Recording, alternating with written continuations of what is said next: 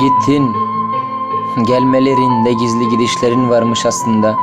Fark edememişim. Uçsuz bucaksız sandığımız bu yol aslında dar bir sokaktan başka bir şey değilmiş. Yan yana gelemeden, elinin sıcaklığı yüreğime işlemeden, gözlerinin maviliğinde boğulamadan gittin. Ne çabuk yoruldum oysa ki. Ben senin avucunun içindeki yollarda kayboldum. Kader çizgileri derlerdi, haklılarmış. Benim kaderim ellerinde çiziliymiş. Sen en çıkmaz yolummuşsun meğer. Seni bulmaya çalıştıkça kaybetmişim. Umarsız bir hastalık gibi yayılırken yüreğime, seni bir giz gibi susuşlarımda saklamışım. Kelimeler yardım etmediğinde sana derdimi anlatmaya, boğazımdan bir düğüm çıkarmışım. Yağmurlu günlerin ıslaklığını sensiz yaşadım.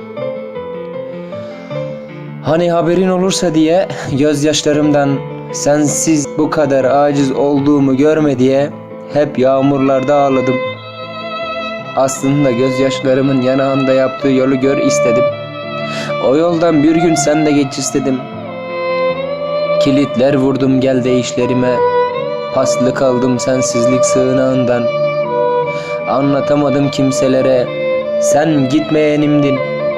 Bana benden çok yakın bildiğimdin. Oysa sen gittin.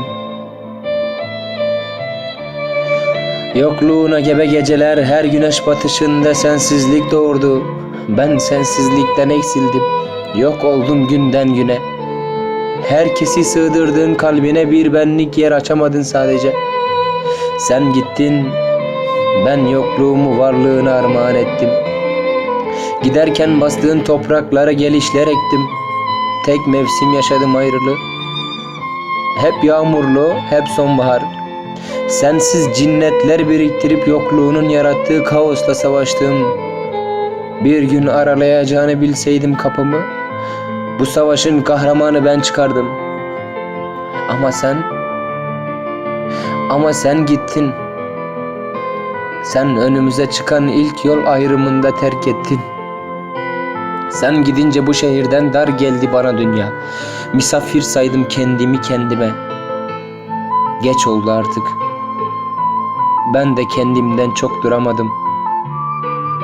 Gittim.